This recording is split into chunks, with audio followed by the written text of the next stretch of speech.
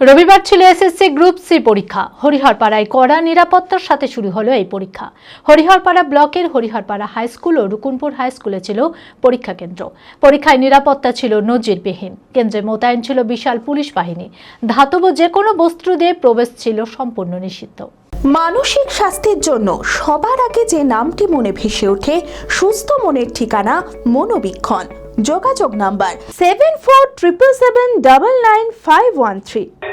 Room যে arrangement কোন দিকে কোনটা রুম আছে, আমাদের এই যে বিল্ডিং দেখতে পাচ্ছেন সামনেখানে, এই বিল্ডিং এর 10 শিক্ষক নিয়োগের পর এবার শিক্ষাকর্মী নিয়োগের পরীক্ষা নিল Paschimbanga school service commission.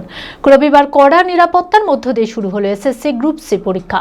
Hariharpara ব্লকের হরিহরপাড়া হাই স্কুল ও রুকুনপুর হাই স্কুলে ছিল পরীক্ষা কেন্দ্র। হরিহরপাড়া হাই স্কুলে মোট পরীক্ষার্থীর সংখ্যা 550 জন। দুপুর 12টা থেকে শুরু হয় এই পরীক্ষা। পরীক্ষায় নিরাপত্তা ছিল নজিরবিহীন। কেন্দ্রে মোতায়েন ছিল বিশাল পুলিশ বাহিনী। বেল্ট, চামড়ার জিনিসপত্র ও ধাতব জিনিস ছিল সম্পূর্ণ নিষিদ্ধ। মেটাল ডিটেক্টর দিয়ে সকল পরীক্ষার্থীদের তল্লাশি শুরু করা হয়। কি বলবো, এখন অনেকদিন পর পরীক্ষা আছে, দিতে পারছি, এটাই ভালো লাগছে। প্রিপারেশন হয় মোটামুটি আছে, করেছি, এখন দেখা যাক কি হয়। প্রশ্ন কেমন হবে সেটার উপর ডিপেন্ড করছে।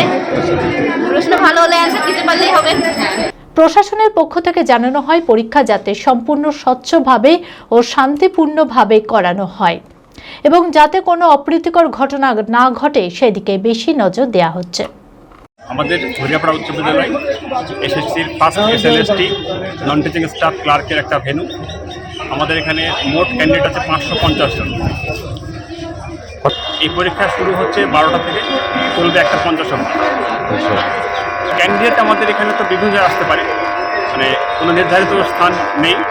সংলগ্ন এলাকা বা অনুষ্ঠান যেমন ধরুন অ্যালার্ট করবে, তারা এখানে আসতে পারে।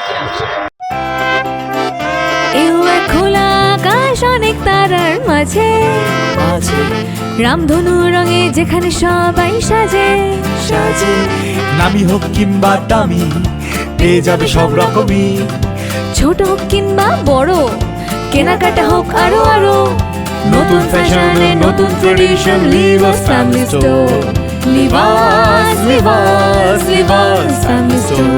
লিবাস কাতাই বহরমপুর মুর্শিদাবাদ।